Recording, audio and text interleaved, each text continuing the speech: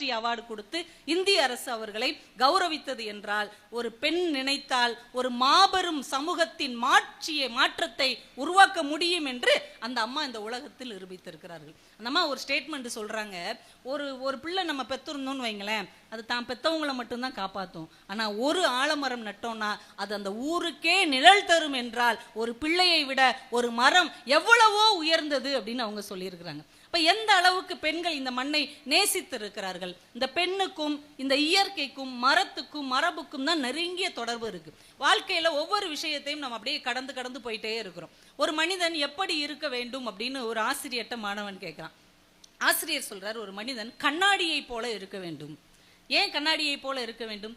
எல்லாவற்றையும் பார்த்து கொண்டிருந்தாலும் எதையும் தனக்குள் பதிவு செய்யாத ஒரு கண்ணாடியை போல் ஒரு மனிதன் இருக்க வேண்டும் என்று அந்த ஆசிரியர் சொல்லியிருக்கிறார். நம்ம வாழ்க்கையில நம்மளை சுத்தி எவ்வளவோ நிகழ்வுகள் நடந்துகிட்டே இருக்குது. ஆனா அது எல்லாத்தையும் நமக்குள்ள பதிஞ்சிடக்கூடாது. எது நல்லது எது கெட்டது என்பதை பிரித்து பார்த்து பதிவு செய்யக்கூடிய ஒரு புத்திசாலித்தனத்தோட நாம வாழ வேண்டும். ஏன்னா கண்ணாடிங்கிறது ரொம்ப முக்கியமான ஒரு விஷயம்தான். தேவதச்சன் ஒரு அழகான கவிதையில ஒரு வாசகம் சொல்வார், கண்ணாடிக்கு முன்னால் உங்களுக்கு 4 கைகள். என்ன ஒரு அர்த்தம் நிறைந்த ஒரு வாசகம் பாருங்க. கண்ணாடிக்கு முன்னால் உங்களுக்கு 4 கைகள். என்னைக்காவது கண்ணாடிக்கு முன்னாடி நிற்கும் போது நம்ம இதை யோசிச்சிருக்கோமா? முகம் அழகா இருக்கா, பவுடர் எக்ஸ்ட்ரா இருக்குதா அப்படின்னு மட்டும் தலையை வாரி போயிட்டே இருந்தோம். ஆனா கண்ணாடிக்கு முன்னாடி நிற்கும் போது நமக்கு எத்தனை கைகள் இருக்கிறது? 4 கை இருக்குது. கண்ணாடியில 2 கை, நம்ம கிட்ட 2 கை. ஒரு கடவுளுக்கு எப்படி 4 கைகள் இருக்குமோ அது போல கண்ணாடிக்கு முன் பார்க்கும்போது நமக்கும் 4 கைகள் இருக்கிறது. எவ்வளவு பெரிய தன்னம்பிக்கையான வார்த்தை. மோட்டிவேஷனல் புக்கெல்லாம் நம்ம வெளிநாட்டு ஆத்தர்ஸ் எழுதுனதை வாங்கி படிக்கிறோம். ஆனால் இந்த ஒற்றை வார்த்தைக்குள் எவ்வளவு மோட்டிவேஷன் ஒளிந்து இருக்கிறது. அது என்ன சொல்ல வருகிறது?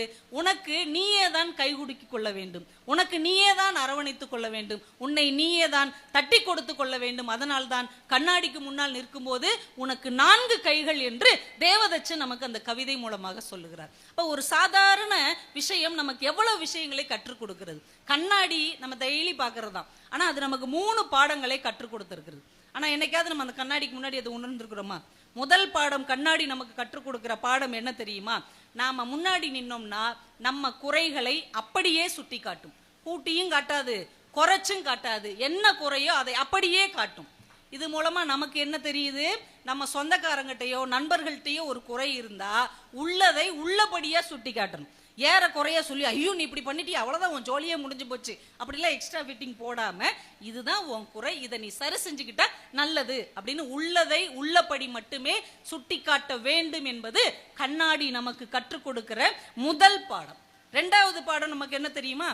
கண்ணாடிக்கு முன்னாடி நிற்கும் போது மட்டும்தான் அது நம்ம குறைகளை காட்டுமே தவிர கண்ணாடியை விட்டு நகர்ந்த உடனே அது மௌனமாக இருக்கும். ஒரு மனிதனுடைய குறையை சுட்டி காட்ட வேண்டும் என்றால் அவனுக்கு முன்னால் மட்டும்தான் சுட்டி காட்ட வேண்டும். அவன் இல்லாத போது முதுகுக்கு பின்னால் பேசக்கூடாது என்பது கண்ணாடி நமக்கு கற்றுத்தருகிற 2வது பாடம். 3வது பாடம் என்ன தெரியுமா? கண்ணாடி குறைகளை நமக்கு சொல்லும் போது யாராவது கல்லெடுத்து கண்ணாடி மேல எரிஞ்சிருக்கிறோமா?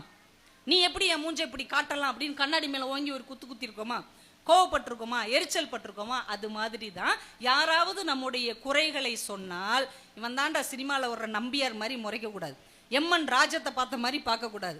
நம்ம கிட்ட அந்த குறை இருந்தால் அந்த குறையை சரி செய்து கொள்ள வேண்டுமே தவிர குறை சொன்னவர்களை எதிரிகளாக மாற்றி வெறுக்க கூடாது. கண்ணாடியை போல இயல்பாக இருக்க வேண்டும் என்பது கண்ணாடி நமக்கு கற்றுத்தருகிற 3 முக்கியமான பாடங்கள் என்பதை ஒரு கவிதை படிக்கும் போது நமக்கு இத்தனை சிந்தனைகள் விரிகிறது. சென்னையில ஒரு கலெக்டருக்கு சிலையே வச்சிருக்கிறாங்க. சர் தாமஸ் மன்றோ அப்படிங்கிற கலெக்டருக்கு, வெள்ளக்கார கலெக்டருக்கு சிலையே இருக்கிறது. குதிரையில் அவர் உட்கார்ந்துருக்கிற மாதிரி ஒரு சிலையே இருக்கிறது.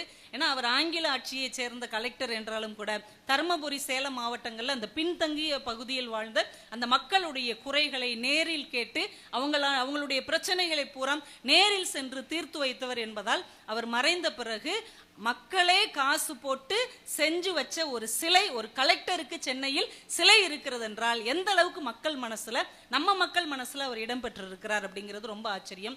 அதே மாதிரி இந்த தமிழ் வரலாற்றில் பார்த்தால் எல்லீசன் அப்படின்னு ஒரு கலெக்டர் இருக்கிறார். சென்னை மாகாணத்துல கலெக்டரா இருந்திருக்கிறார். அவருடைய பேர் பிரான்சிஸ் ஒயிட் எல்லிஸ். ஆனா அவர் தமிழ் மேல் கொண்ட பற்றின் காரணமாக தன்னுடைய பெயரை எல்லீசன் அப்படின்னு வச்சுக்கிட்டார். இன்னைக்கும் சென்னையில எல்லிஸ் ரோடு, மதுரையில எல்லிஸ் நகர்லாம் இருக்குன்னா அவருடைய நினைவாகத்தான் அது இருக்கிறது.